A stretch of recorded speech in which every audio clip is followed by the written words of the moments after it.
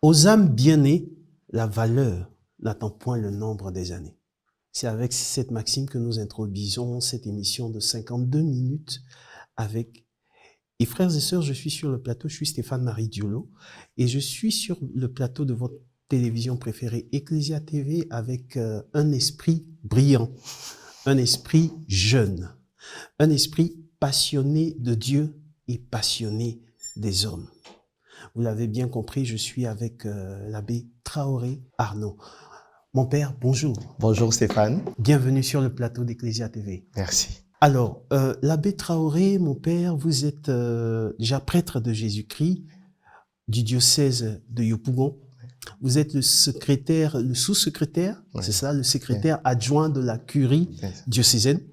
Donc, comment est-ce qu'on fait pour allier autant de responsabilités en Église et être autant disponible? Merci Stéphane. Merci. J'ai aimé la présentation de cette émission. Oui. Quand tu disais que la passion est importante pour l'homme.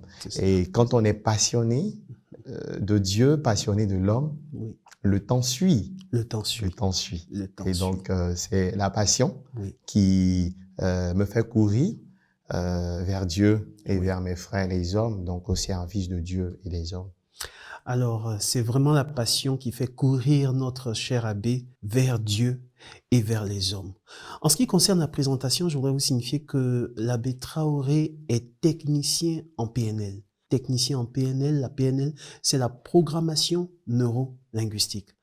Notre père est très passionné par le domaine du coaching. Mais avant cela, mon père, nous allons partir déjà avec... Vous êtes prêtre. Oui. Vous êtes jeune. Et il y a des jeunes qui suivent cette émission, qui regardent cette chaîne de télévision. Alors, mon père, est-ce que vous pouvez nous expliquer un peu quel a été le déclic? Quel a été le truc qui vous a fait rentrer au séminaire pour devenir prêtre? Est-ce que c'est pas effrayant de prendre une telle décision?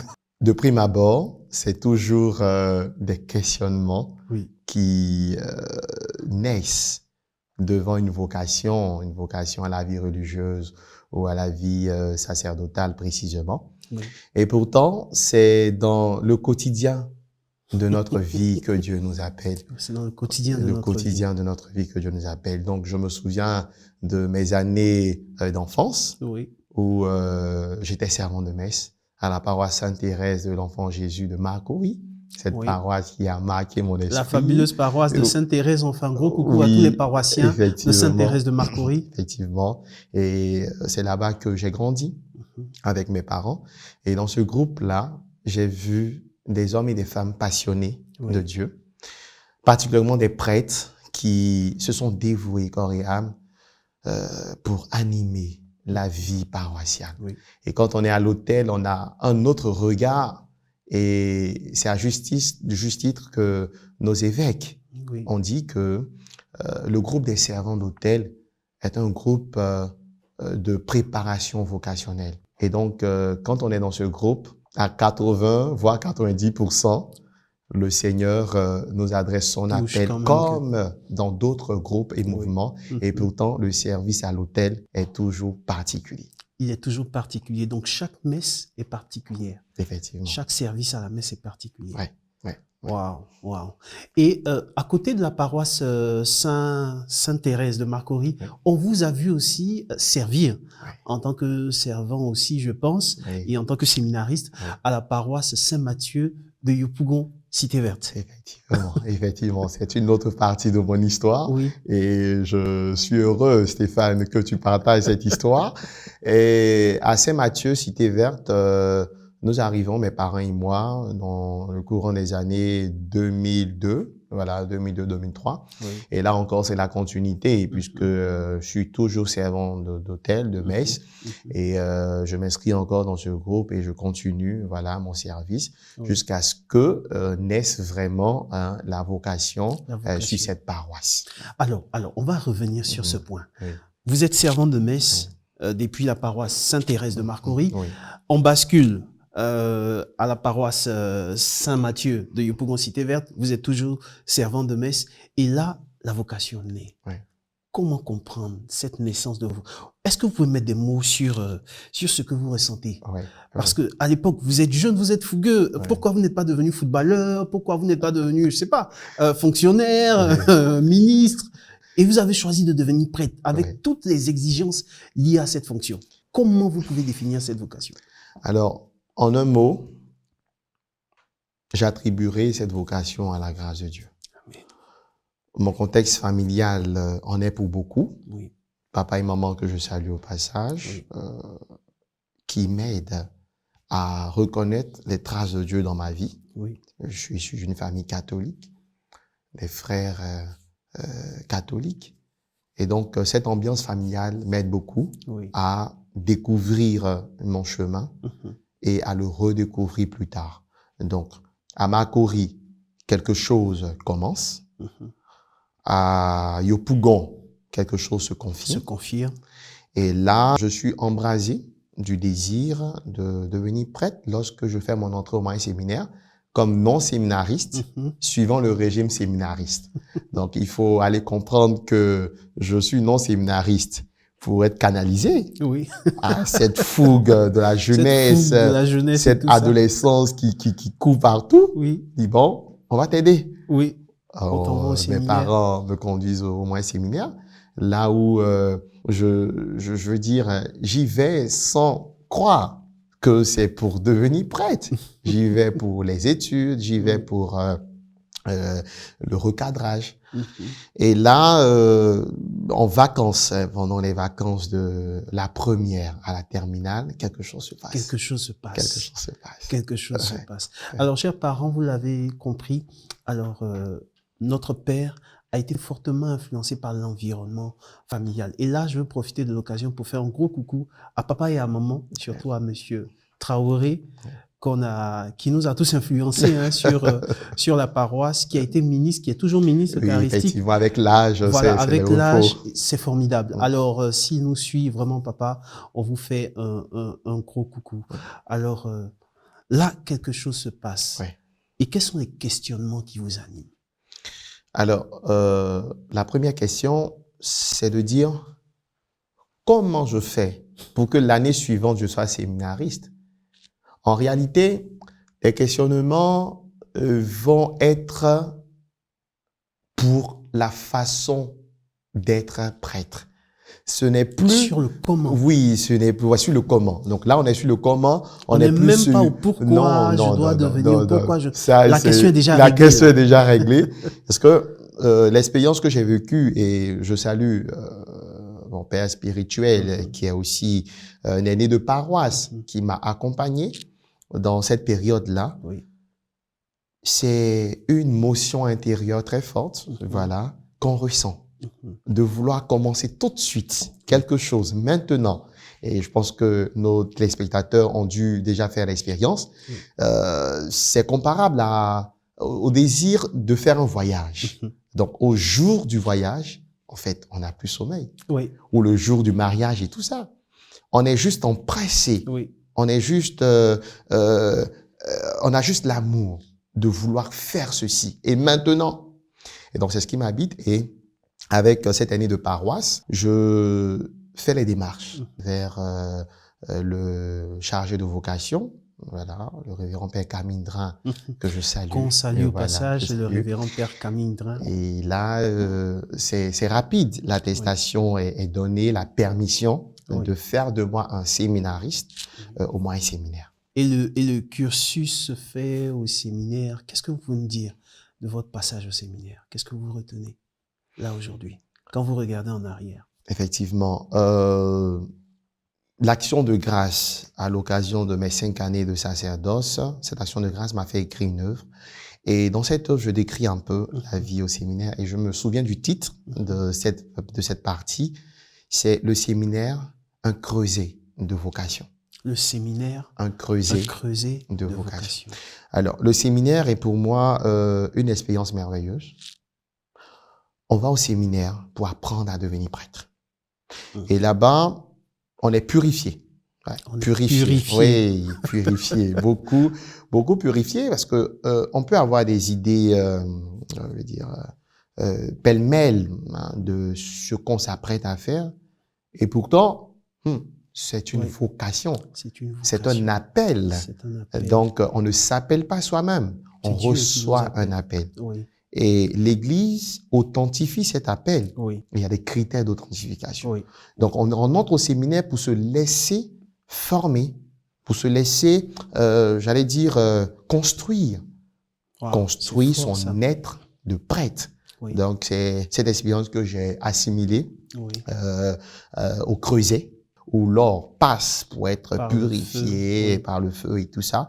Et donc, c'est ce que je peux dire de cette expérience. C'est vraiment creuser, en fait, de vocation. On construit votre Ouais. personnalité, on construit votre vision.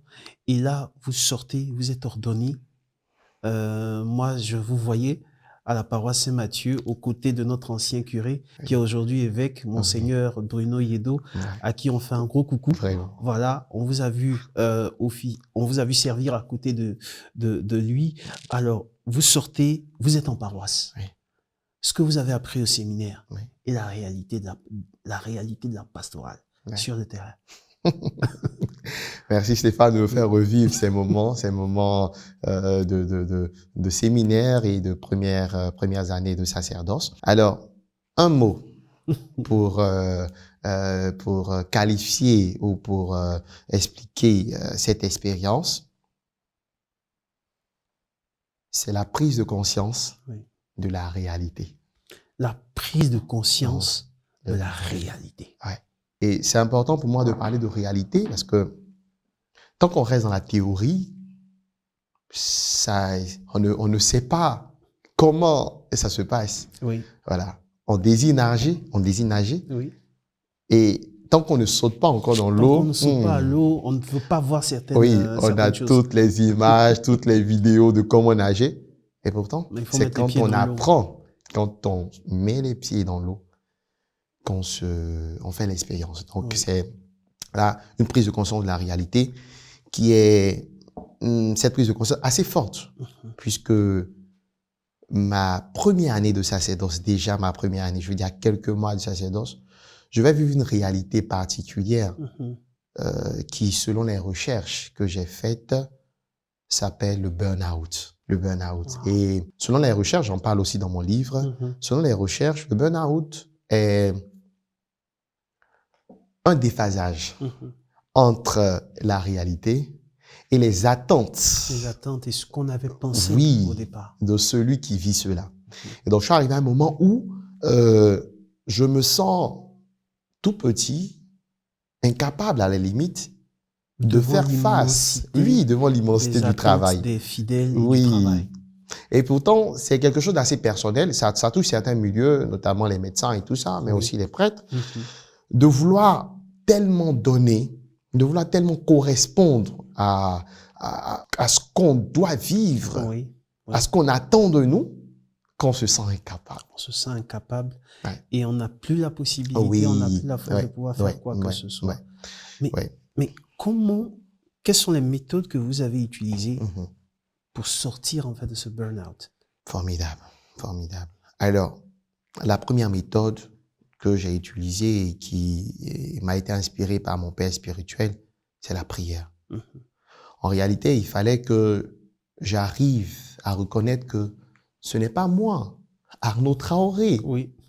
qui veut ou qui doit prouver. Arnaud Traoré n'est qu'un canal. Oui. Il n'est qu'un instrument. Oui. Ce n'est pas lui qui fait, mais Dieu c'est qui par fait. lui que Dieu fait. Et donc, il me fallait passer par une autre purification encore Oui. de ma réalité de prêtre.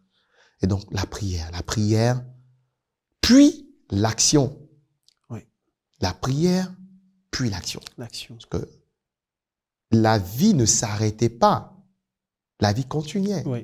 Donc, dans mon burn-out, dans la découverte de mes limites, de ce déphasage entre la réalité et les défis, tout ça, Oui. je me rends compte qu'il ne faut pas s'arrêter. Il ne faut pas s'arrêter, il faut continuer. Il faut continuer. Il faut continuer. Alors là, je reprends courage tout doucement. Je reprends courage et à la célébration de la Pâque, hein, on va dire de la Pâque de l'année 2016, où j'ai été fait prêtre, il y a un déclic qui se passe. Et donc, j'appelle cela ma résurrection, parce que la résurrection du Christ devient pour moi ma résurrection. La résurrection. Et donc, je sors de ce chaos, de cette forme de dépression, parce que c'est une forme de dépression, il ne faut pas se tâcher. Et j'ai l'ardeur, la force, le courage d'aller, sans me soucier même de comment faire. Parce que ça devient tellement naturel pour moi que je le fais simplement. Et c'est mon expérience. C'est tellement noble de vous entendre, c'est tellement beau de vous entendre, surtout avec cette franchise de tout prêtre que vous êtes. Vous dites que vous êtes passé par une période de burn-out.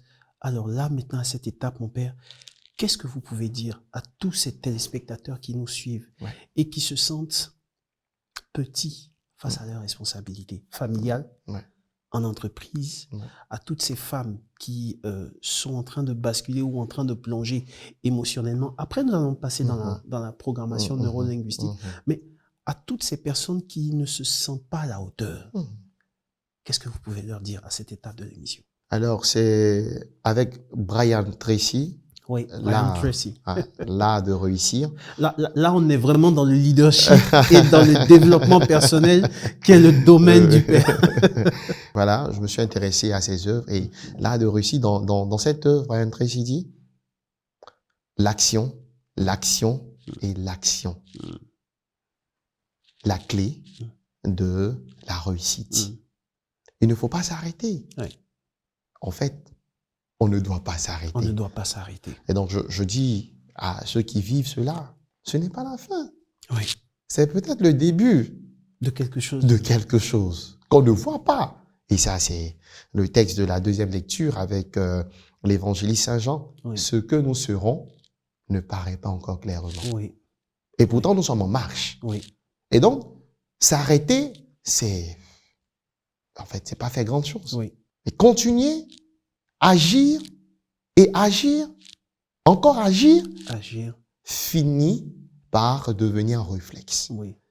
Et là, c'est vrai qu'on parlera tout à l'heure de PNL et j'y découvre dans la PNL que il y a des étapes de l'apprentissage. Oui. La première étape, c'est inconsciemment incompétent. On ne sait même pas qu'on est incompétent. C'est ça. On a un niveau 0. Oui. La deuxième étape, c'est le consciemment incompétent. Oui. Je sais que je suis incompétent. Là, on a déjà évolué. Ouais, on a évolué un peu. La troisième étape, c'est le consciemment compétent. J'ai travaillé, j'ai agi, je me suis battu. Je suis arrivé à la troisième étape. Je suis conscient d'être compétent. Et la quatrième étape, qui est la plus belle, c'est l'inconsciemment compétent. En fait, on est tellement compétent qu'on ne se rend même plus compte qu'on est compétent. Et donc, c'est bon. Donc, c'est l'action, le travail personnel. Le travail personnel. Il ne faut jamais arrêter de continuer à travailler sur soi.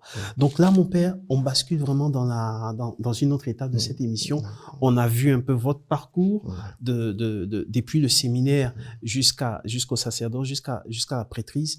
Et là, aujourd'hui, vous êtes technicien en programmation neurolinguistique. Donc, vous êtes pénaliste. Alors, déjà, on va partir aux définitions, si vous le permettez. C'est quoi la PNL? Pour un téléspectateur lambda qui est en train de regarder cette émission, c'est quoi la programmation neurolinguistique? On a peur des gros mots. Vraiment, vraiment. On a peur des termes techniques. C'est quoi la programmation neurolinguistique? Merci Stéphane de nous y introduire et je devrais me confesser si je manque cette étape parce qu'on peut facilement oublier de te dire merci. Merci de l'invitation, merci à toute cette équipe qui travaille jour et nuit pour nous transmettre des images. Merci à cette belle initiative de 50 minutes qui nous permet de parler, d'échanger. Merci Stéphane. Merci à la réalisation, à M. Brice Agossou, merci à tous les techniciens, merci à vous, à Ecclesia TV. Formidable. La PNL, en un mot, programmation neurolinguistique, C'est un art de vivre. C'est un art Un art de de vivre. vivre. Un art de vivre. Mm. On pourrait dire beaucoup de choses. Mm. La PNL n'est pas une théorie. Mm. La théorie a pour rôle ou pour mission de répondre à la question pourquoi. Oui. À travers les théories, nous nous référons aux causes. Mhm. La PNL est un modèle. Oui. Modèle de communication, modèle de transformation. La PNL répond à la question comment. Et quand on répond à la question comment, on est dans la manière, Oui. on est dans la façon. On est dans la façon d'agir. La façon d'agir. Donc la PNL, c'est un ensemble d'outils qui permet de travailler sur soi-même et sur les autres avec précision, beauté Mhm. et intégrité. Oui. Oui. Grâce à la PNL, chacun a la capacité de se prendre en charge. Chacun a la capacité de se prendre en charge. Oui. Parce que, Ah. en tant qu'homme, nous avons toutes les ressources en nous. Et C'est beau, ça. notre foi catholique, notre foi chrétienne confirme cela. L'homme est créé à l'image et à la À ressemblance de l'image et Dieu. à la ressemblance de Dieu. Oui. Et tout de suite, on pourrait se demander, Dieu est-il limité? Non. Non. Et son image est-elle limitée? Hmm. Hmm. Question. C'est une Toutes véritable les question. ressources sont en l'homme. Et les limites, la PNL va nous apprendre que les limites devant lesquelles nous butons se trouvent dans la représentation du monde que nous avons. Les limites devant lesquelles nous butons se trouvent dans la représentation que nous avons. En d'autres termes, c'est nous-mêmes qui fixons nos propres limites. Ouais. Là, c'est très fort, mon père. Ouais, justement. C'est très fort parce que si nous-mêmes nous fixons Ouais. nos propres limites, Ouais. la programmation neurolinguistique nous aide là maintenant à pouvoir déconstruire ces Ouais. limites-là Justement. et pouvoir embrasser la vie qu'on souhaite avoir. Ouais. Alors, mon père, permettez, là, cette question, est-ce que la PNL, la programmation neurolinguistique, ou même le coaching, parce que vous êtes coach Oui. aussi, vous êtes technicien en coaching, est-ce que le coaching vous aide dans votre sacerdoce et dans votre ministère de prêtre? On entend beaucoup aujourd'hui parler de coaching. Oui. On se demande, mais est-ce que ce ne sont pas des choses qu'on a pu introduire? Quel est le regard de l'homme d'église sur le coaching, le développement personnel, la programmation neurolinguistique? Les pères ou les initiateurs de la PNL, que sont Richard Bentler et John Grinder, Oui. avaient pour mission ou pour but de modéliser des personnes à succès Oui. en créant la PNL. Et ma foi de prêtre me fait rechercher l'image parfaite du Christ, Oui. le Fils de Dieu. Oui. Et aujourd'hui, c'est à juste titre que nous célébrons les saints. Oui. Bonne fête de la Toussaint. Comment j'arriverai à prendre dans le Christ ou à imiter le Christ? Oui.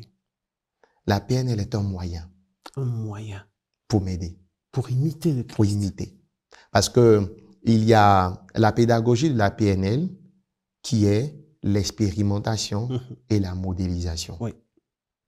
Pour apprendre une chose, il faut expérimenter cette chose. Oui. Si je veux nager, je dois nager. Je dois apprendre à nager. Si je veux enseigner, je dois enseigner. Oui. Et donc, si je veux imiter le Christ, il me faut l'expérimenter. Oui. Il me faut même le modéliser. Oui. Comment le Christ a fait, lui qui est à la fois Dieu et homme, pour vivre une vie épanouie, une vie donnée, Oui. une vie heureuse, pour que 2000 ans après on continue de parler de lui. Comment il a fait? Et donc la PNL, en ce sens, m'aide-moi prêtre Oui. à trouver des éléments de la vie du Christ pour marcher Oui. et pour atteindre la perfection. La deuxième chose, c'est le coaching. Qu'est-ce que le coaching? Le coaching, c'est... Un mot qu'on entend régulièrement. Oui, c'est un mot qui est à la mode oui, aujourd'hui. et qui fait parfois un peur quand on est dans le domaine de l'Église. Coacher, c'est un mot français qui signifie ou qui représente une voiturette tirée par des chevaux et qui, comme tout moyen de déplacement, a le mérite de conduire des personnes. C'est ça. Donc, de cette manière, le coach est un accompagnateur. Et le coaching, c'est l'accompagnement des gens passionnés pour traduire leurs rêves, leurs visions. L'accompagnement des gens passionnés pour traduire leurs rêves en résultats puissants et efficaces. En résultats puissants et efficaces. En réalité, tant que l'idée est dans notre esprit, elle reste pour nous. Oui. Et quand l'idée se transcrit, quand l'idée mûrit, elle devient déjà réalisable. Oui. Et c'est ce que le coach fait. Oui. Le coach professionnel, bien évidemment. Oui. Oui. Le coach, il agit à plusieurs niveaux de la vie du client. En coaching, on parle de client. Oui. Et il n'agit pas seulement comme le coach petit C à un seul niveau, donc au niveau comportemental, mais l'homme est un tout. Et la PNL nous dit que aucune théorie ne peut suffire à expliquer l'homme. Aucune théorie ne peut suffire à expliquer l'homme. L'homme est un mystère. Et il y a ce beau chant d'église, tout homme est une histoire sacrée. L'homme est à l'image de Dieu. Et donc, l'homme qui est un mystère doit lui-même commencer à se découvrir, commencer à se connaître. Et le coach grand C peut l'aider à y arriver et surtout à se sentir épanoui. On vit pour être heureux. Oui. Oui. Suis-je heureux? Suis-je épanoui? Alors, on a toujours vraiment des choses à apprendre avec vous. C'est tellement intéressant. Donc, le coaching, c'est l'accompagnement. Ouais. C'est l'accompagnement. Alors, dans les rapports, pour vous qui êtes coach, dans vos rapports avec les personnes qui viennent vers vous, comment est-ce que cela se fait? Le coach décide-t-il pour les personnes qui viennent le solliciter ou même dans le cadre d'une formation ou d'un accompagnement en programmation neurolinguistique? Est-ce que le coach décide pour l'accompagner ou est-ce que le coach emmène en fait l'accompagner à lui-même prendre des décisions et avoir les potentialités qui sommeillent en lui? J'aime bien la définition que mon directeur, que je salue, le coach Cyril Niek, directeur du CFCI, le Centre de formation et de coopération internationale. C'est une école canadienne et qui, ce coach a une manière particulière de définir le coaching. Alors, il dit que le coaching est la marche de deux personnes, donc le coach et le coaché, pour arriver à faire découvrir la lumière qui se trouve dans le coaché. Wow. Donc nous sommes tous porteurs de lumière, tous, chacun d'entre nous. Tous. Nous ne devons même pas refuser de briller. Refuser de briller ne rend pas service aux autres. Refuser de briller ne rend pas service. Ah. La lumière qui est en nous est tellement forte que parfois nous avons des difficultés à la canaliser et même à la laisser resplendir. Et donc, le coach ne décide pas pour le coacher. Le coach ne conseille même pas. Le coach, à travers des techniques, conduit le coaché à découvrir sa lumière, à découvrir la beauté de son âme, à découvrir la beauté de son être, qui il est. Et c'est l'identité. Et au-dessus de l'identité, il y a le sens. Quel sens je donne à ma vie? Quel sens ma vie a? Et ce qu'on va appeler aussi la mission de vie. Et quand on connaît sa mission de vie, quand on sait pourquoi on est né, même si on a 30 ans de vie, même si on a 50 ans de vie, c'est assez beaucoup pour illuminer le monde. Pour illuminer le monde. Et là, on voit un peu, vous avez parlé de la Toussaint, on parle de ces grands saints dans l'Église, on parle de Mère Teresa qui continue de bouleverser le monde. Pas seulement le monde catholique, mais le monde, voilà, que ce soit au niveau de la politique, même des coachs, des mentors qui sont pas forcément chrétiens, catholiques, mais qui citent l'exemple de Mère Teresa. Alors, on se dit, Mère Teresa a découvert sa mission de vie. Ouais. Vous avez parlé de mission de vie, vous avez parlé de direction.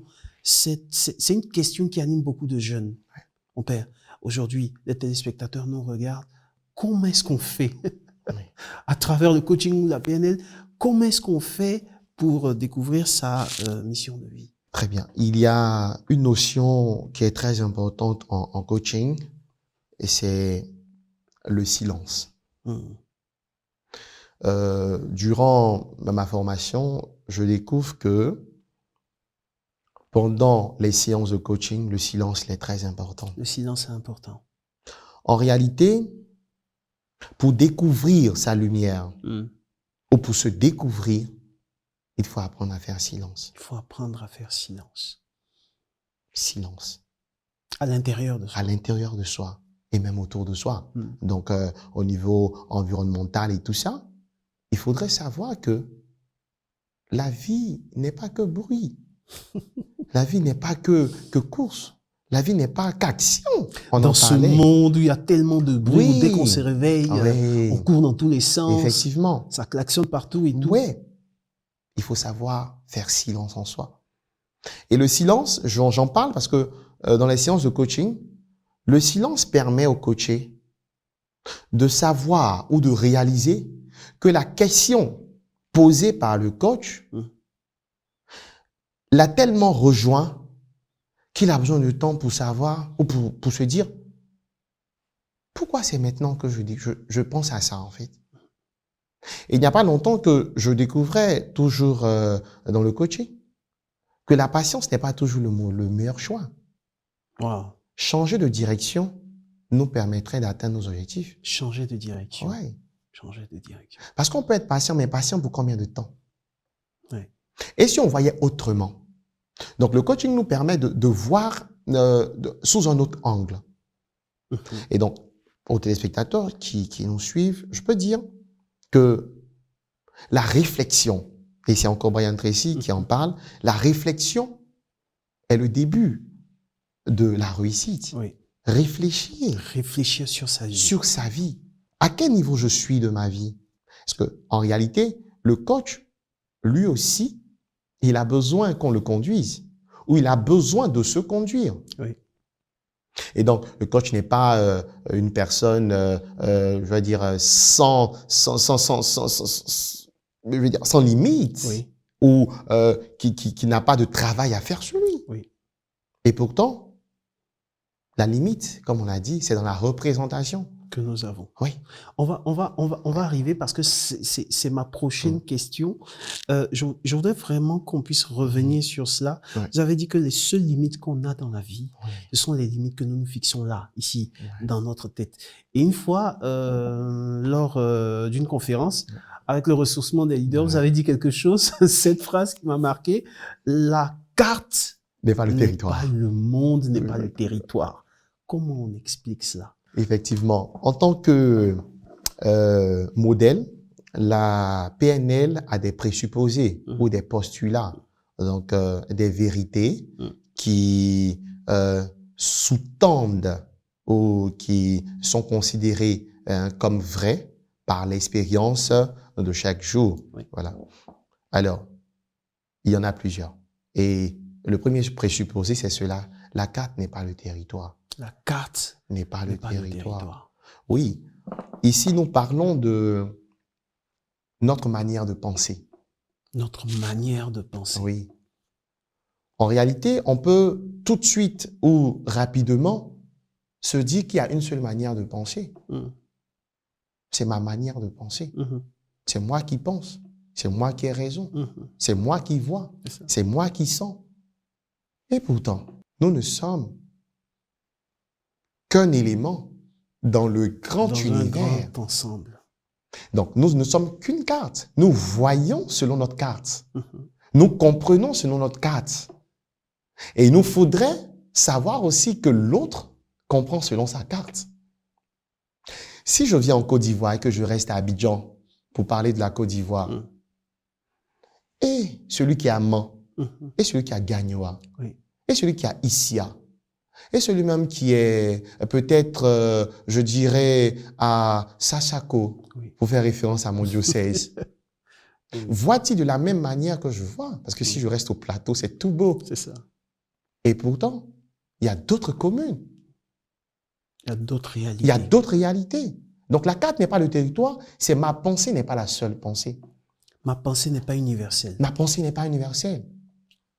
Elle est vraie parce que j'y pense ou que j'y donne la vérité.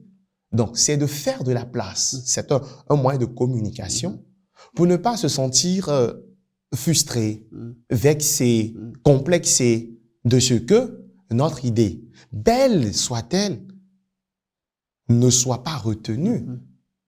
Et il y a ce beau proverbe que l'un de mes curés de Catiola, Monseigneur Félix, que je salue au passage, aime dire, c'est de la diversité des couleurs que jaillit la beauté du tapis. Oui. Donc, pour apprécier un tapis, il faut avoir regardé toutes les couleurs du tapis. Et donc, la carte n'est pas le territoire, c'est ma pensée n'est pas la seule pensée. Ma pensée n'est pas la seule pensée. Je peux laisser aussi l'autre s'exprimer. Et c'est ce qu'on va appeler l'art d'écoute, de l'écoute. L'art de l'écoute. C'est un peu ce que Thérèse d'Enfant Jésus disait, que dans un jardin, il n'y a pas que des roses rouges. Il y a aussi des blanches, il y a aussi des marguerites et tout ça. Et que si toutes les fleurs étaient des roses, il n'y aurait pas de beauté dans le jardin. Voilà. Donc cette perspective de l'autre, ce que vous dites est très important parce que quand on ouvre maintenant, quand on essaie d'appliquer cela, la carte n'est pas le territoire, on essaie d'appliquer cela peut-être à la vie à deux, ensemble. Que ce soit dans un secteur d'entreprise, que ce soit dans nos communautés, dans nos groupes paroissiaux et tout cela, ou même dans des couples. On entend souvent des gens dire « c'est ma vérité c'est comme ça que je pense. Et c'est ce que je dis, c'est ce qu'on doit faire. » Comment est-ce qu'on peut se rendre compte effectivement que ma pensée n'est pas la seule pensée, n'est pas la pensée universelle, n'est pas la vérité universelle. Et que l'autre aussi peut détenir une partie de la vérité. Et c'est l'image du 6 et du 9. En réalité, si on dépose cette lettre qui fait à la fois 6 et 9, de ton côté, Stéphane, tu liras peut-être 6. Et de mon côté, moi, je lirai 9. Et donc, on passera toute la journée à discuter. Je vois 9, moi je vois 6. C'est 6, c'est 9. C'est 6, c'est 9. Peut-être que si on change de vision, ou on change son angle de vision, on voit autrement. On voit autrement. Donc, dans le couple ou dans nos relations professionnelles, il nous faudrait tâcher de comprendre que nous ne sommes pas seuls. Et j'aime bien ce commandement du Seigneur, le deuxième, le plus grand, tu aimeras ton prochain comme toi-même. En réalité, si nous savons que nous avons ce qu'on appelle les filtres de compréhension, il y en a plusieurs.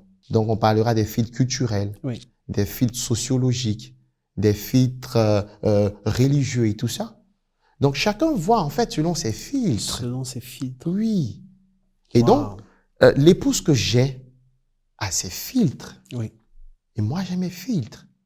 Donc, loin de nous opposer, la communication voudrait que nous puissions laisser l'autre s'exprimer. Et accueillir sa vérité. Pour s'enrichir. Pour s'enrichir. On se trompe. L'échec ne doit pas nous faire peur. Quelqu'un disait, peut-être que c'est toi, Stéphane, que l'échec, c'est un concept. En PNL, on dira, il n'y a pas d'échec, il n'y a que du feedback. Il n'y a que du retour d'information. Et donc, si ce que je dis est considéré comme un échec, c'est Nelson Mandela qui le disait. Je ne perds jamais, soit j'apprends, soit je gagne. Je ne perds pas. Donc, certaines situations aujourd'hui que certains chrétiens vivent, en fait, sont juste liées à notre filtre de compréhension. Mon père, ça va pas chez moi, je n'en sors pas. Mon père, ça va pas avec madame, ça va pas à la maison en famille. Mon père, vraiment, ma vie ne va pas du tout. J'ai l'impression que Dieu ne m'aime pas. En fait, ce ne sont pas des vérités universelles, mais ce que vous dites, c'est que ce sont des filtres de compréhension. Là, je parle à un coach qui effectivement relève cela. Parce que quand quelqu'un dit que rien ne va dans ma vie, on pourrait tout de suite lui demander comment tu as fait pour venir ce matin me parler. Mon père, j'ai marché. Ah, tu as marché. Donc, tu peux marcher. Oui. Hein. On commence déjà à changer un peu les choses.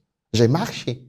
Alors que rien ne va. En réalité, je devrais même pas peut-être même faire quelque chose. Oui. Et pourtant, j'ai marché. Oui. Donc, c'est juste, hein, nos vérités ne sont pas universelles. La vérité, hein, il n'est pas une vérité dans un seul sens. C'est ça. Voilà. Plus, la PNL encore dira que plus on a de possibilités, plus on a de choix, on a de possibilités de réussir. Donc, un problème, je suis en face d'un problème. Ouais. Là, je pense que je ne trouve pas la solution, que le problème est trop complexe. En réalité, ce n'est pas le problème qui est trop complexe, c'est moi qui dois changer d'angle de compréhension. Wow. Changer d'angle de vision, d'angle de compréhension, revoir mes filtres. Revoir mes filtres de compréhension. Sur ce point, la PNL nous aide vraiment à avoir d'autres angles de compréhension. Oui, est-ce que vous avez un autre postulat, un autre... Oui, alors, il y en a plusieurs. Et il y a un autre qui dit, par exemple, mieux vaut savoir comment ça marche que pourquoi ça ne marche pas. Par exemple. Mieux vaut savoir comment ça marche que pourquoi ça ne marche pas. Pourquoi ça ne marche pas. Oui, parce que quand on reste dans le pourquoi, on n'est pas encore dans l'action. Nous sommes dans ce qui a pu se passer. Alors que nous voulons un changement. Mais comment le changement va arriver tant qu'on on ne sera pas encore passé à l'action. Donc, le comment ça marche, c'est de dire, j'ai fait, je n'ai pas pu, je ne suis pas arrivé. Comment l'autre a fait? C'est en ce sens que la modélisation nous aide. Il y a un autre postulat qui nous dit toutes les ressources sont dans la personne. Et un autre tout de suite qui complète, qui dit lorsqu'une personne n'a pas les ressources dont elle a besoin, elle peut en chercher ailleurs. Donc c'est de sortir de soi. Sortir de soi. Sortir de soi. Alors, mon père, on va revenir sur ça. Il nous reste juste quelques minutes, on va revenir sur ça. C'est très important. Toutes les ressources sont dans la personne.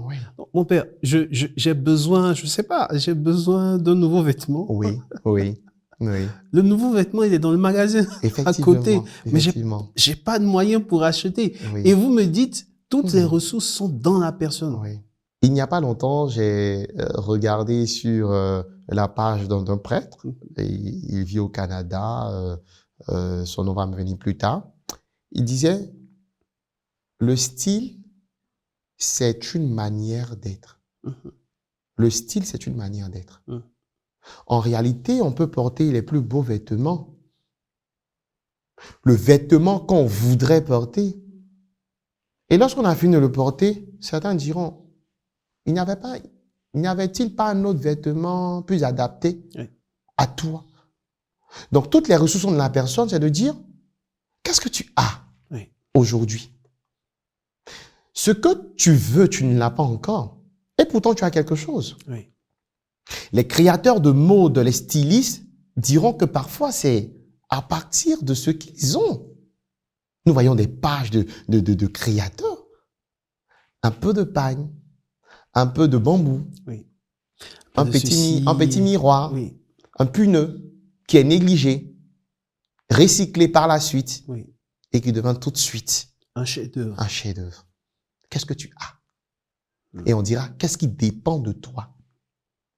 Donc, il ne faut pas se concentrer sur ce qu'on n'a pas, mais plutôt se concentrer sur ce qu'on a et ce qu'on peut faire. Aujourd'hui, c'est très important, chers téléspectateurs. Donc, en cela, la PNL, la programmation neurolinguistique, nous aide vraiment à changer d'angle de vue, à changer de perspective pour pouvoir atteindre nos objectifs. Effectivement. est-ce qu'il y a aujourd'hui des cadres ou du moins des plateformes où on peut vraiment apprendre de la PNL ici en Côte d'Ivoire? Ces cadres existent. Ces cadres existent. Il y a des écoles de PNL en Côte d'Ivoire. Et j'ai découvert la PNL avec une école qui est canadienne et qui pourtant organise des formations en présentiel, en ligne, et dans le monde entier. Et c'est à travers un salon international que j'ai découvert cette école. Et j'avais des bribes d'informations sur le coaching que je voudrais j'ai voulu approfondir. Donc quand j'ai entendu Salon international de la PNL du coaching, je dis OK, j'y vais, je vais découvrir. Et avec le CFCI, j'ai découvert que la PNL est enseignée et bien évidemment l'école que je connais, c'est cette école-là. Et il y a dans le monde d'autres écoles et tout, même en Côte d'Ivoire, je l'ai dit, c'est possible. Le savoir, il est disponible. Le savoir est disponible. Il faut taper, il faut frapper. Alors, mon père, aujourd'hui, est-ce que vous avez des exemples concrets de ce que la PNL vous a permis de faire dans votre pastoral? Je rappelle, vous êtes vicaire à la paroisse Sainte-Élisabeth d'Ananéré. Voilà, on salue le curé de Sainte-Élisabeth d'Ananéré. Déjà, alors, la PNL au service d'un prêtre, un outil pour améliorer l'homme, pour permettre à l'homme de s'améliorer. Comment est-ce qu'aujourd'hui la PNL vous est dans votre pastoral et dans votre ministère? Merci. Je voudrais appuyer des salutations à mon curé, le père Assaou Jacques, et au père Daniel Kako, qui me permettent de pouvoir être sur ce plateau aussi. Je suis sur leur juridiction. Et au-delà d'eux, il y a mon évêque, monseigneur Jean-Salmon Les Outiers, que je salue, et à qui je dis grand merci. La question, c'est de savoir qu'est-ce que la PNL m'a apporté dans ma vie presbytérale. Oui, et qu'est-ce que cette PNL-là vous permet aussi d'aider? Comment est-ce que cela vous permet d'aider en fait vos paroissiens? Oui, la première chose que j'ai pu découvrir avec la PNL se trouve dans l'expression l'acuité sensorielle. L'acuité sensorielle, c'est poser un regard sur une personne. C'est voir, c'est entendre, c'est sentir, c'est goûter, c'est toucher. Et pour nous qui sommes prédicateurs, il est fondamental de savoir communiquer, de regarder ceux à qui on parle, de même toucher un enfant, un adulte, pour dire bonjour. Et c'est avec la PNL que j'ai découvert cela. Ce contact avec les autres. Aujourd'hui, quand je regarde mes fidèles, je vois sur leur visage l'expression de leurs émotions.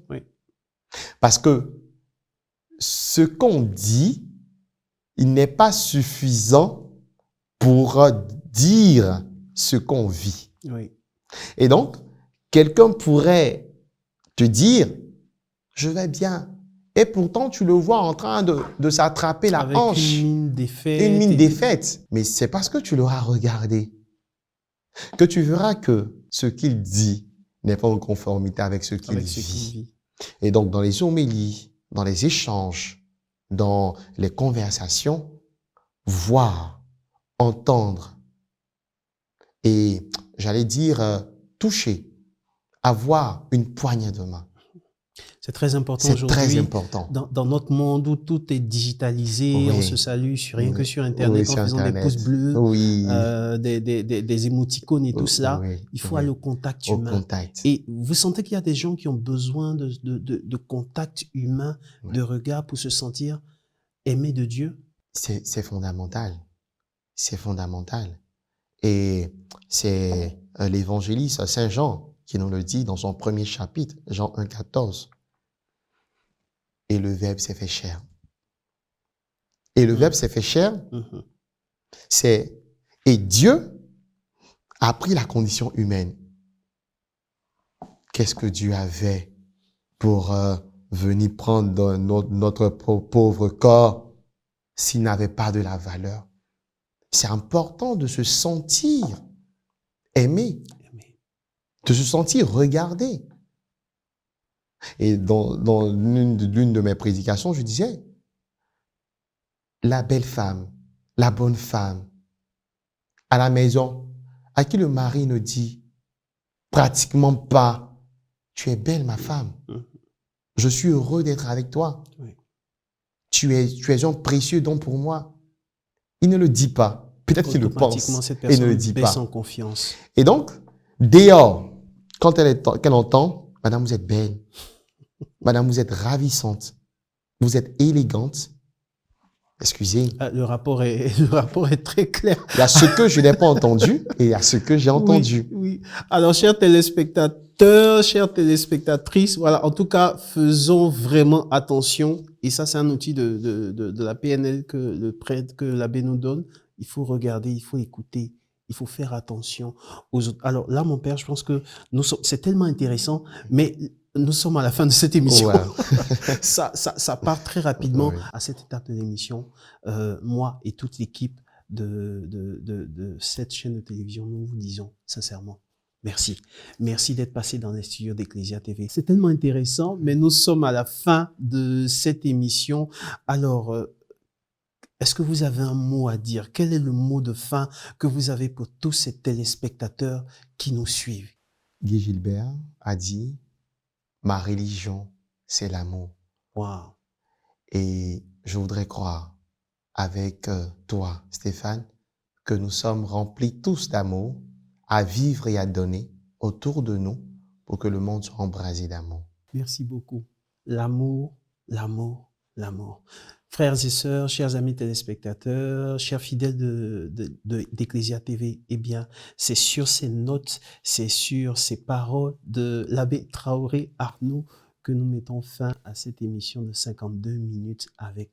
Nous remercions toutes ces personnes qui nous ont suivis. Que Dieu vous bénisse, que Dieu nous bénisse et restez scotchés sur la chaîne préférée.